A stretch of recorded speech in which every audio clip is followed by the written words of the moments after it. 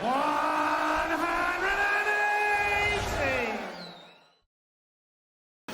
Gazzy, back at the O2, Premier League finals night. Excited, nervous, or any of the above? No, excited. I'm looking forward to it, and just looking forward to get out there and trying to perform. I know I've been playing well most of the season, and fingers crossed I'll do the same tomorrow. Last time you came here, you obviously came close, but lost out. Can you take anything from the last time you were here on finals night?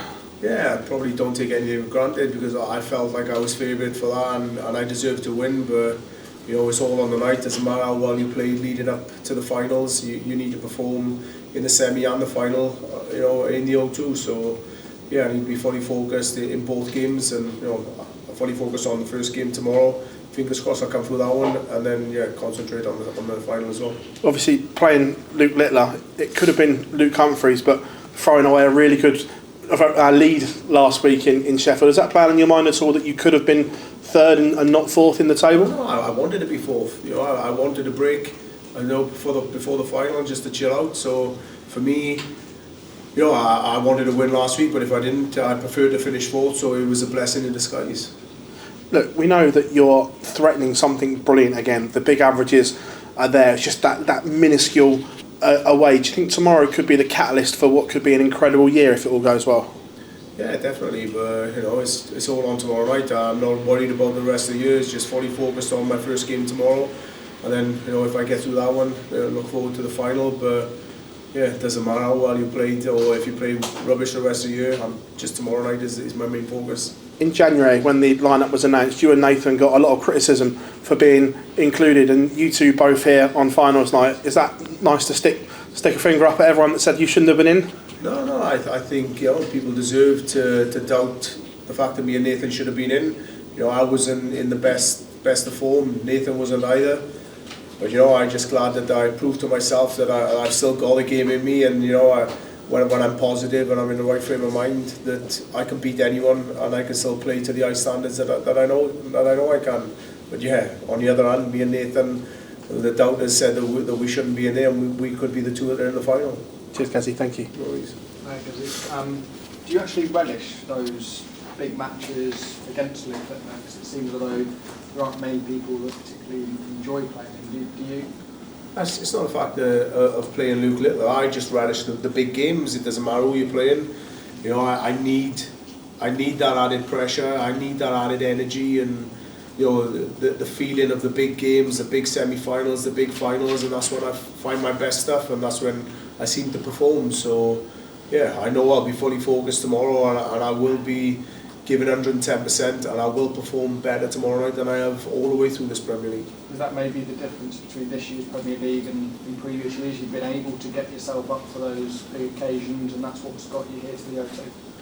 Yeah, possibly, but even in this Premier League, midway through, I'd sort of slipped up and dropped off a little bit. I lost 5 weeks on a bounce first game, and sort of those little lulls in between are not very good. But when it comes to finals and games where I'm under the ultimate pressure, that's when I find my best form. So I just had to make the finals, whether it was number 1, 2, 3 or 4, and I know I'd be in with a great chance of winning it, and I will be in a good position tomorrow.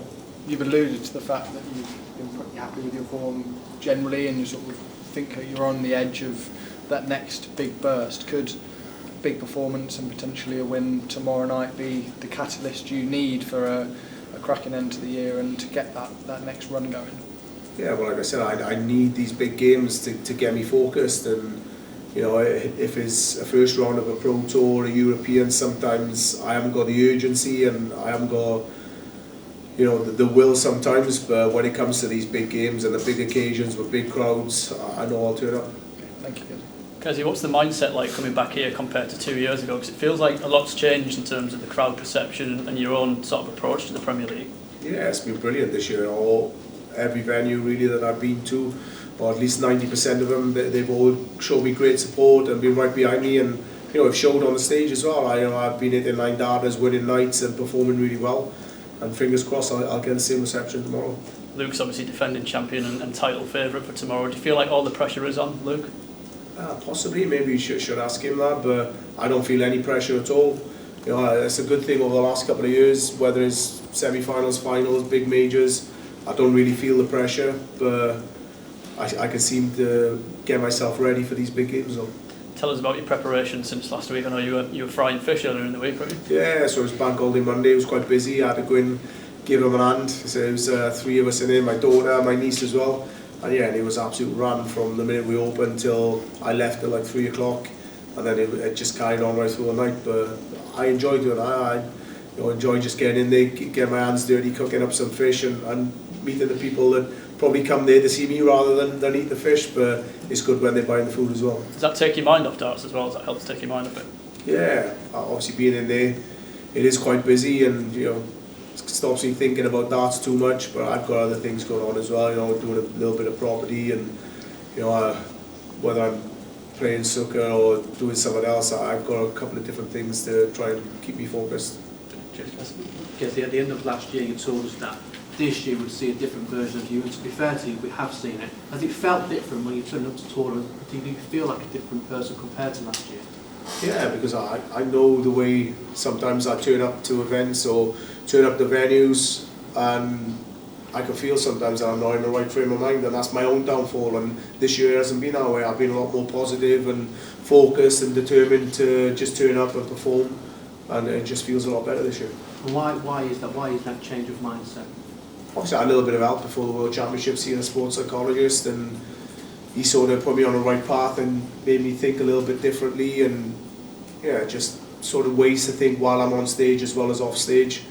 Don't get me wrong, the bits on stage I didn't really agree with, because I just need to be up there playing, and unless you think on stage it probably makes things a bit easier. But my focus off the stage certainly helped with the bloke I was working with, and I haven't spoken to him since the World Championship, so if I need him towards the end of the year again, I'll definitely give him a call. But things have been going to plan so far.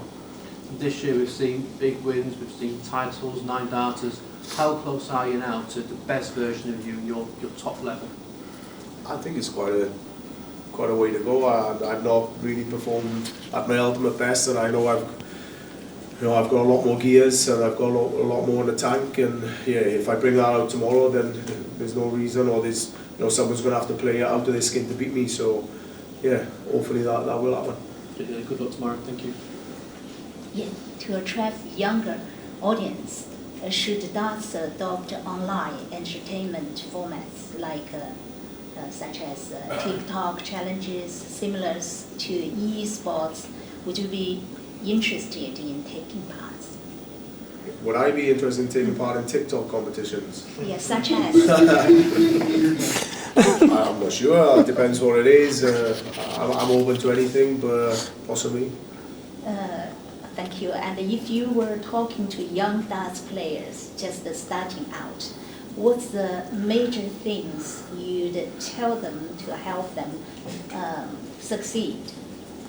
I would probably say, just concentrate on your own game. Don't try and follow in certain players' footsteps, because obviously Luke has done fantastic, and he's probably 1 in a million. And yeah, just keep going to events and playing as well as you can, and taking it step by step, but don't expect things to happen overnight.